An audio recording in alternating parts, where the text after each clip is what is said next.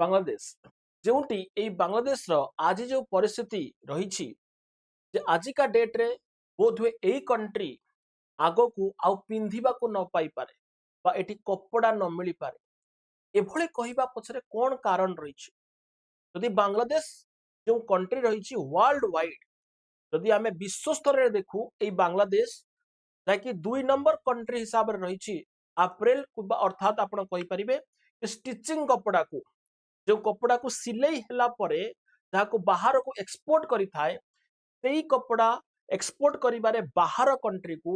जोटी 2 number स्थान रे आसी थाए आफ्टर चाइना तबे एभली कोन परिस्थिति हला जोटी बांग्लादेश आउ एभली आगो को करि परिबनी निज कंट्री रे मध्य कपड़ा पिंधिबा को मिलिबनी तबे जदि एभली प्लान रचा जाइछि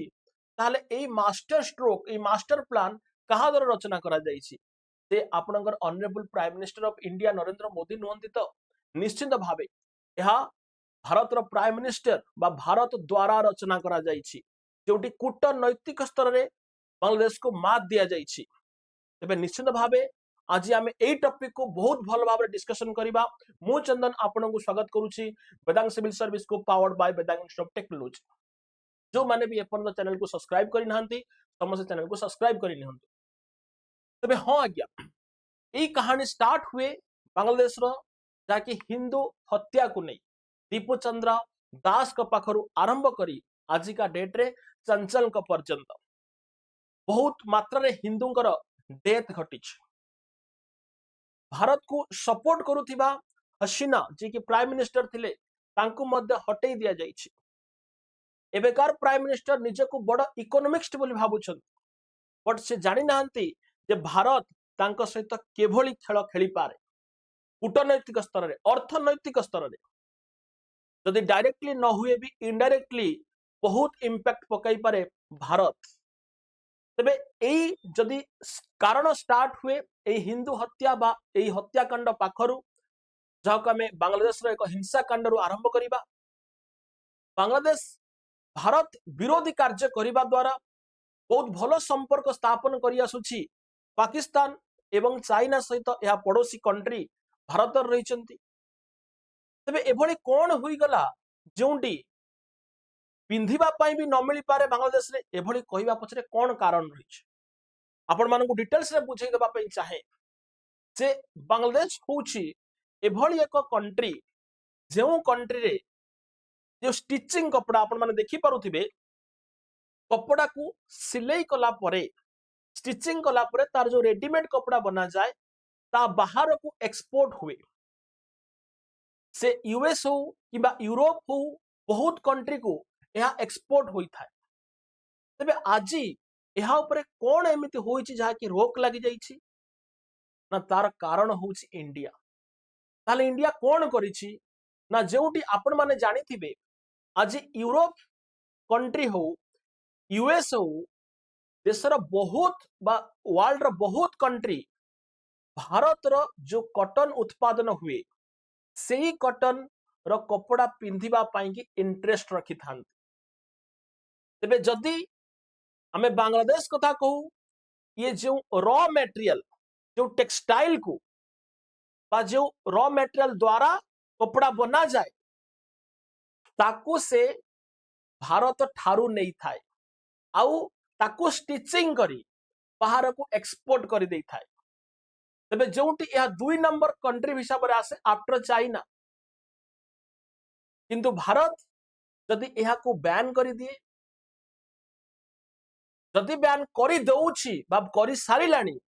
जोति पाई आज जो इंडस्ट्री रही बांग्लादेश रे सेठी असंतोष प्रकाश पाई जोटी इंडस्ट्रियलिस्ट माने रास्ता को ओल्लै आसी जोटी 80% जीडीपी जहाँ ऊपर डिपेंड करे सी होची बांग्लादेश रो टेक्सटाइल इंडस्ट्री ए बांग्लादेश जहाँ ऊपर विशेष भाव रे डिपेंड करे सी होची भारत तबे भारत ठारू काहे की ए रॉ मटेरियल नेबा पाई की विशेष भाव रे बांग्लादेश चाहि थाए जोटी एटा ड्यूटी फ्री थाए आपण कहि परिबे जे जीरो ड्यूटी बा जीरो टैक्स रे जोटी भारत रो मूल्य जेति की ए टेक्सटाइल मूल्य बांग्लादेश रे मध्य सेति की कोनोसी टैक्स लागे नाही एभली बंधुत्व स्थापन करथिला भारत बांग्लादेश सहित बट बांग्लादेश एभली नीति पाई भारत मध्य तार नीति को परिवर्तन करिछि जोंटी आउ टेक्सटाइल भारत जोटा कि भारत रु बांग्लादेश को पठा जीव नाही तबे भारत जेतबेले यहा को एक्सपोर्ट न करिवो ताले भारत तार अल्टीमेट वे कहा द्वारा रचना करिछि ना आपण माने देखि परुथिबे जा 2002 रु आरंभ करी 16 आज पर्यंत केते मात्रा रे एक्सपोर्ट भारत बढ़ई चलीथिला तबे एबे जदि आपण आहुरी जिंस को देखिबे जदि इक्वेशन को देखिबे चाइना परे आपणकर विशेष भाव में बांग्लादेश ही सेकेंड पोजीशन में रही टेक्सटाइल एक्सपोर्ट रे जहां मु आपन को कहूथिली तबे इंडिया जोटी 4 नंबर पोजीशन में रहउची चाइना बांग्लादेश वियतनाम आ इंडिया रे 4 नंबर पोजीशन रे तबे बांग्लादेश कहा द्वारा परिचालित होउची इंडिया द्वारा इंडिया थारु रॉ मटेरियल नउची आ ताकू बनउची आ बाहर को एक्सपोर्ट करूची तबे यार प्रतिफलन एबे कोठी पडिला कोन पाई पडिला तबे जदि आपण कहिबे ये होउची आपणकर mother of all trade deal जहा 27 जनवरी 27 कंट्री सहित भारत करिछि जोंटी यूरोप सबुठारु अधिक बहुत एक्सपोर्ट करूथिला अधिक नौथिला अधिक माने एक्सपोर्ट करा जाउथिला बांग्लादेश ठारु अधिक इंपोर्ट करूथिला जे कि के ना यूरोप बांग्लादेश ठारु जाकी ए स्टिचिंग कपड़ा को काहेंगी ना जेहेतु भारतर कॉटन भारतर रॉ मटेरियल द्वारा बना जाइछि जहार डिमांड काहे काल जुगरु रही आसी जेबेठु इंग्रेज माने शासन करूथिले भारत को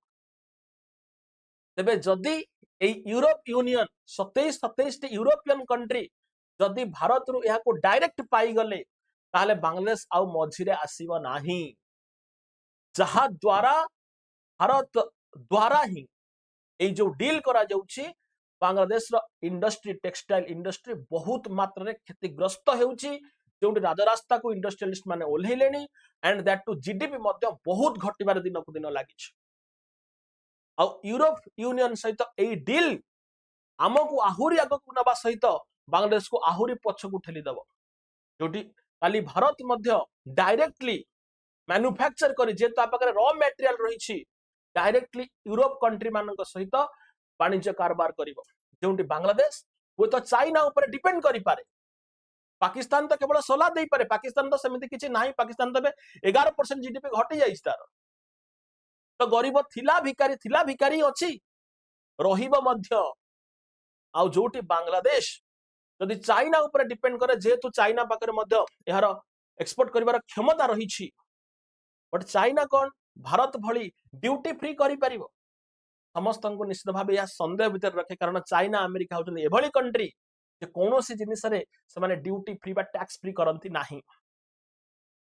एवं जदि आमे आहुरे जिनिस को देखु जे इतिहास घटना को देखु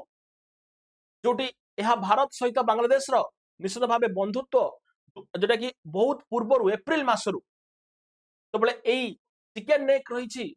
या को एक्सपोर्ट करबा पाएंगी बा जो कम्युनिकेशन पाएंगी साउथ जोटा कि नॉर्थ ईस्ट स्टेट सहित पाबंदी लगौथिला बांग्लादेश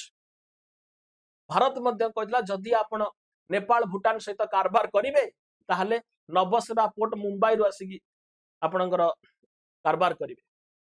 तेनु कोड ना कोटी भारत जानि सारिथिला जे बांग्लादेश एभली आगो को करि पारे तेनु एई जो